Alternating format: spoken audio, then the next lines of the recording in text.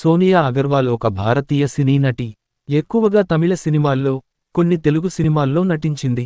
తమిళంలో సెల్వరాఘవన్ దర్శకత్వంలో వచ్చిన కాదల్ కొండేన్, తెలుగు తమిళ ద్విభాషా చిత్రం 7G బృందావన్ కాలనీతో మంచి పేరు సంపాదించింది. చండీగఢ్లో జన్మించిన సోనియా మాతృభాష పంజాబీ. తనకు నటిగా మంచి పేరు తీసుకొచ్చిన దర్శకుడు సెల్వరాఘవన్ను డిసెంబరు 2006న వివాహం చేసుకుంది. తర్వాత నటించడం మానేసింది.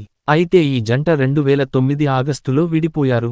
ఆమె పాఠశాలలో చదివేటప్పుడే జీ టీవీలో ఓ సీరియల్లో నటించే అవకాశం వచ్చింది.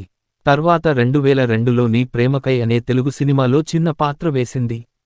తర్వాత చందు అనే కన్నడ సినిమాలో సుదీప్ సరసన నటించింది.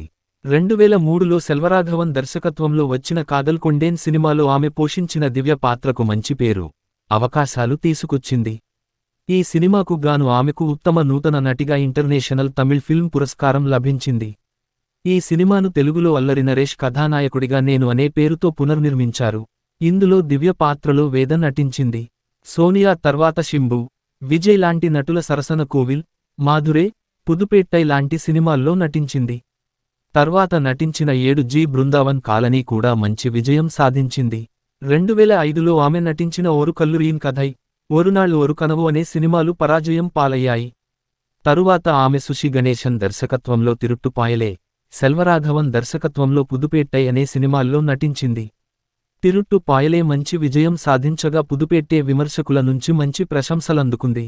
2011లో సెల్వరాఘవన్తో విడాకులు తీసుకున్న తర్వాత వానం సినిమాలో ఓ సహాయ పాత్రలో నటించింది. మరో 4 అవకాశాలు చేజిక్కించుకుంది. ఆమె 2021లో తెలుగులో డిటెక్టివ్ సత్యభామ అనే సస్పెన్స్ థ్రిల్లర్ సినిమాలో నటించింది.